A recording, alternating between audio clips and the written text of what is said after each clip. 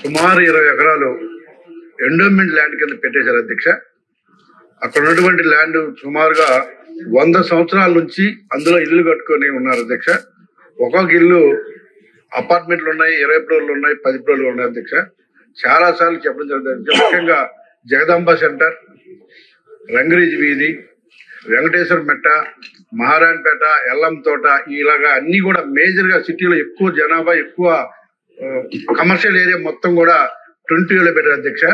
గతంలో 2 సార్లు మేము అసెంబ్లీలో చెప్పాం, అలాగే డిఆర్సీ మీటింగ్ లో చెప్పాం. ఎక్కడ చెప్పినా కూడా రిజల్ట్ లేదు అధ్యక్ష.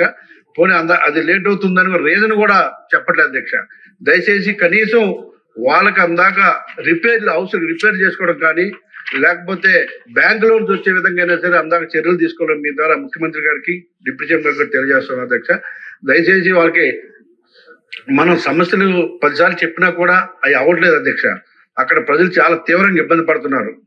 ఆల్టర్నేట్ అది ఎండోమెంట్ ఉంది కాబట్టి వాళ్ళైతే మాకు ఆల్టర్నేట్ ల్యాండ్ ఇస్తే రెవెన్యూలుగా ఆటోమేటిక్ గా మేము వాళ్ళకి రెవెన్యూలకు ఇచ్చేస్తాం, పట్టాలు ఇవ్వచ్చు అంటున్నారు అధ్యక్ష. సో దాని మీద కనీసం పట్టించుకునే లేరు. రాష్ట్ర వ్యాప్తంగా ఉన్న సమస్య వేరు, అది ఒక సపరేట్ సమస్య అధ్యక్ష. నియోజకవర్గంలో మెయిన్ సెంటర్ 20 ఎకరాలు తీసుకెళ్లి అలాగా ఆ విధంగా 20 పెట్టడం జరిగింది అధ్యక్ష. అందాక పర్మిషన్ ఇవ్వమని మేము రిక్వెస్ట్ చేస్తున్నాం.